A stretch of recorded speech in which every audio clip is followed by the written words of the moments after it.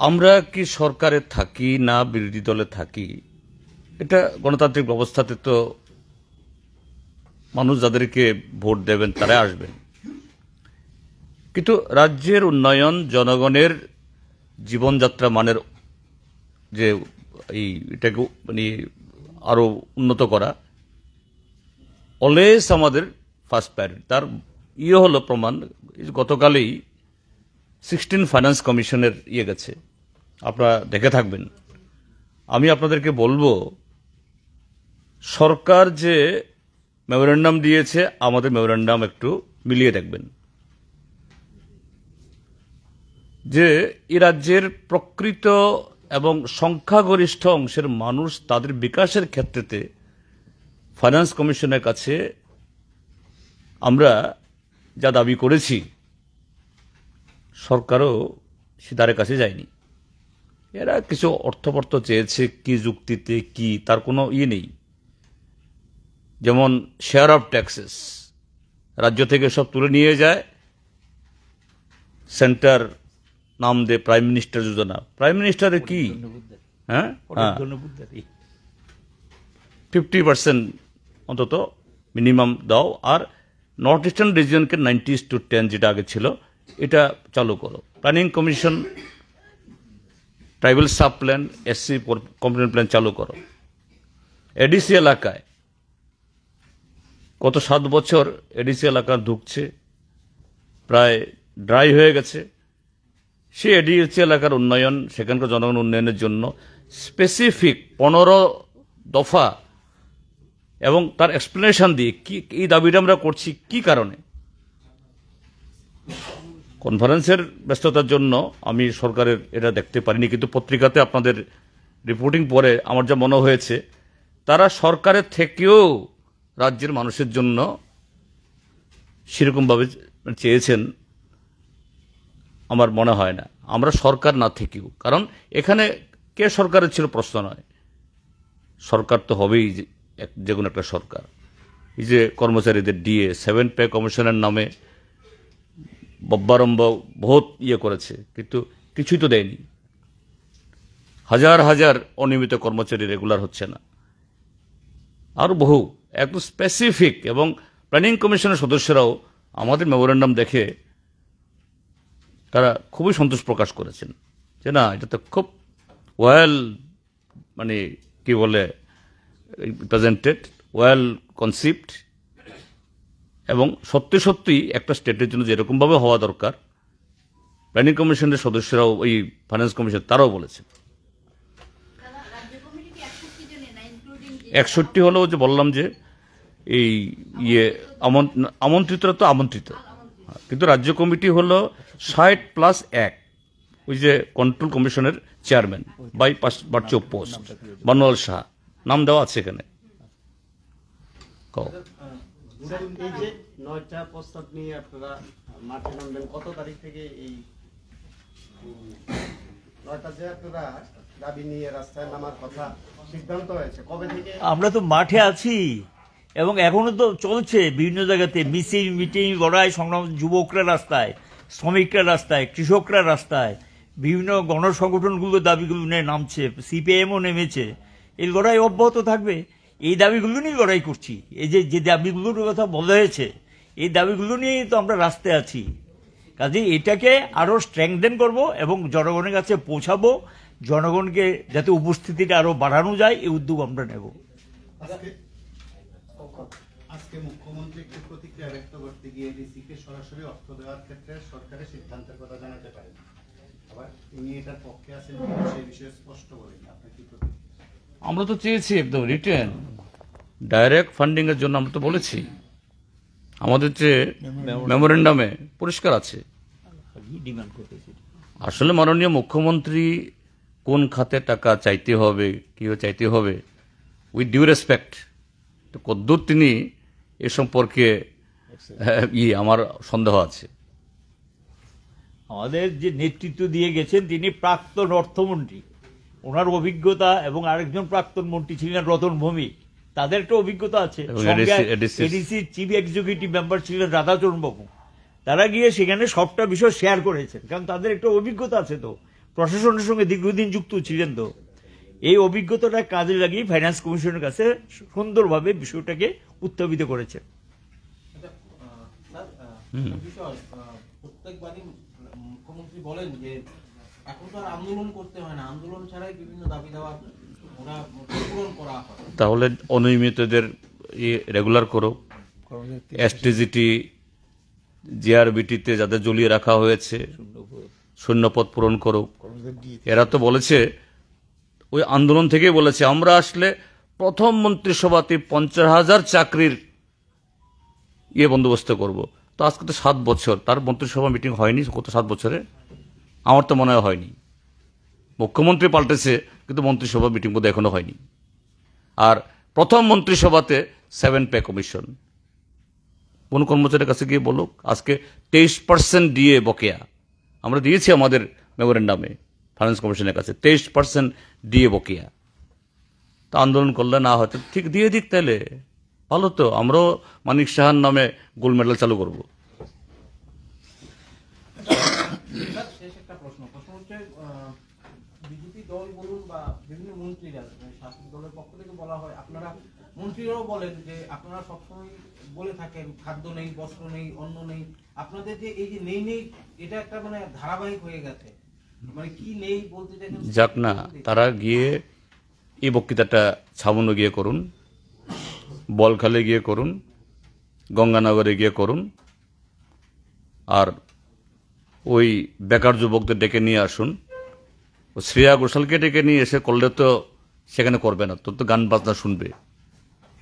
কিন্তু কর্মসংস্থানের প্রশ্নে যুবকদেরকে ডেকে নিয়ে এই বক্তৃতা করুন। তোমাদের কি চাকরি কেন নাই, তোমাদের কি অসুবিধা বলো।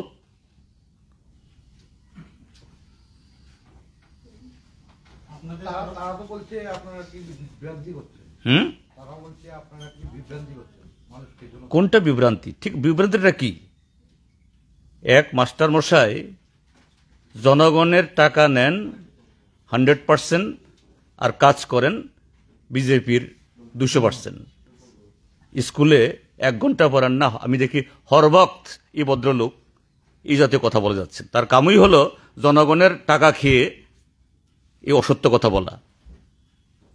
তার বলুক কোনটা বিভ্রান্তি। এরা বলেছে অস্থিরতা তৈরি করার জন্য। আমাদের হাজার হাজার লোক এসছে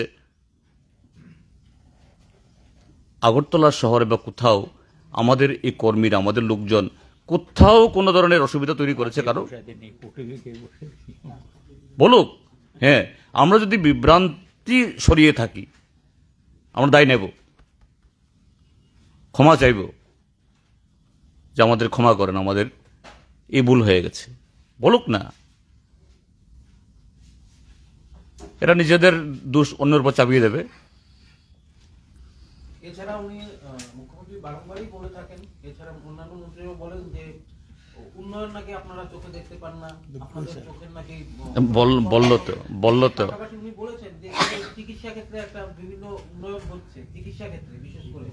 এছাড়া বকেয়া দিয়ে আন্দোলন ছাড়াই তো দিয়ে হয়েছে, তো 23% বাকিটা কেন রইল? উন্নয়ন মানে কি শুধু রং লাগানো? বামফ্রন্ট 25 বছর সরকারে থেকে সাক্ষরতায় আমাদের ত্রিপুরা রাজ্যকে দেশের 1 নম্বরে নিয়ে গেছে। ত্রিপুরা থেকে ভিখারি নিচ্ছিন্ন করেছে। রেগাতে সারা দেশের মধ্যে লাগাতার হয়েছে। আমাদের কারোর ছবি ছাপিয়ে বলতে হয়েছে আমরা রেগাতে ফার্স্ট, সাক্ষরতার প্রথম দিকে, উগ্রপন্থী দমন করে আমরা নজির স্থাপন করেছি। আমাদের কোনো পোস্টার ছাপতে হয়নি, আর তাদের পোস্টার ছাপতে হয়। আমরা করেছি। তুমি যদি করে থাকো তোমার পোস্টার ছাপা দরকারটা কি? কাজে ওনারা বলে থাকেন কেন? ওনারা অসত্য বলেন। এরা অসত্য ছাড়া তাদের মুখে সত্য আসে না। সত্যের সাথে তাদের এটাই মানে কি বলে মানে পার্থক্য।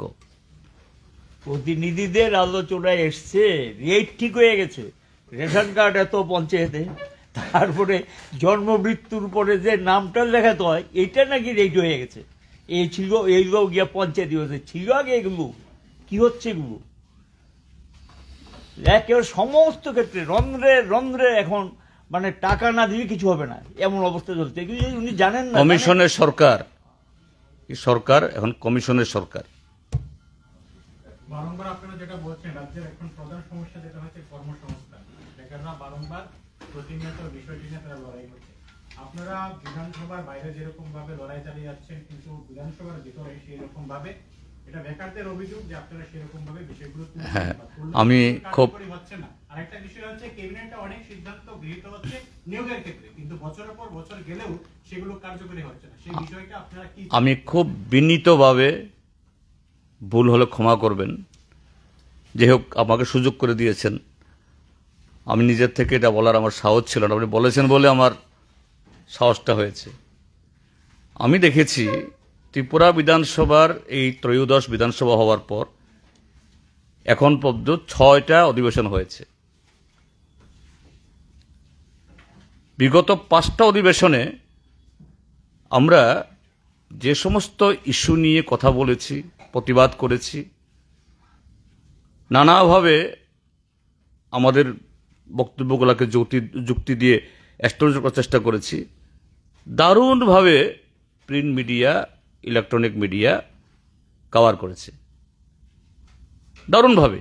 যেটা হয়েছে তো বলবো, কিন্তু এবার আমি জন্য বলছি, ভুল হলে ক্ষমা করবেন। আরে এই যে রাজ্যপালের ভাষণের উপরে পরিষদীয় মন্ত্রী বক্তৃতা করলেন, রাজ্যপালের ভাষণে নাই, তিনি সারা বিশ্ব ব্রহ্মাণ্ড ঘুরলেন, নিউটনের সূত্র এই কি সব আনলেন, এবং ভারতবর্ষের নির্মলা সীতারামনও যেটা বলার সাহস করে না, তিনি ভারতবর্ষের অর্থমন্ত্রীর দায়িত্ব নিয়ে কথা বললেন। আমার এগুলো নিয়ে খণ্ডন করার, সে বক্তব্য রাখার আমার ছিল না। আমি যদি এসব কথা না হতো, রাজ্যপালের ভাষণের ভিতরে থেকেই তার অন্তঃসার শূন্যতা আমি বলতাম, কিন্তু আমি তার প্রতিটা বক্তব্যের যে ভারতবর্ষের আজকের অর্থনৈতিক চেহারা, সামাজিক চেহারা, বৈষম্যের চেহারা, আমি আবারও বলছি, পরদিন পত্রিকাগুলোতে একটা লাইন আসে নাই, বিরোধী দল নেতা বক্তৃতা করেছেন বলেও উঠে নাই, অথচ মন্ত্রীরা অসত্য বক্তব্য রাখলো, নাচন কুদন করলো, এটাই উঠল। প্রথম দিন 10 তারিখ 3টা প্রাইভেট মেম্বার রেজুলেশন, কার? 2টা রেজুলেশন আমাদের, একটা রেজুলেশন এই ইয়ের উপর, কর্মসংস্থানের উপরে, আর একটা রেজুলেশনও প্রায় সেরকম। যে আমাদের যারা আমরা যে রেজুলেশন যারা আমরা আনলাম, আরে প্রথম তো এটা নৈতিক দায়িত্ব মিডিয়ার, প্রথম কি বিষয়ে বিরোধী দল আনলো, তার জবাব সরকার কিভাবে দিল, জবাব সরকার তো তার আত্মপক্ষ সমর্থন করবেই, কিন্তু দেখলাম সরকার যে অসত্য তথ্য দিয়ে কি হেডলাইন বেরোলো, বিরোধীদের দুনা দিয়ে দিয়েছে, উচিত কথা বলে দিয়েছে। কাজী বন্ধু, আমি আপনাকে খুব বিনয়ের সাথে আমি বলতে চাই, please be factual, be honest. রাস্তায়ও আমরা যেমন কথা বলি, বিধানসভাতেও এই যে প্রতিনিয়ত একটা বিরোধী দলের নেতা মানে হলো next to the leader of the house, treasury বেঞ্চের একসাথে 5টা মাইক অন করে দেওয়া হয়, বিরোধী দলের নেতার মাইক অন হয় না। এটা তো গণতন্ত্রের উপরে বা গণতন্ত্রের কণ্ঠরোধ করা। এই কণ্ঠ তো আজকে আমাদের রোধ হলে কালকে আপনাদের কণ্ঠ বাজবে না। একটা পত্রিকা লিখেছে, যাই হোক আমাকে সুযোগ দিয়েছেন এগুলি বলার জন্য, আমি একজন বললাম। গত বছর কোন চেয়ারম্যানকে ললিত নাথ, কাঞ্চনপুরের ললিত দেবনাথ। আর কত বছর তো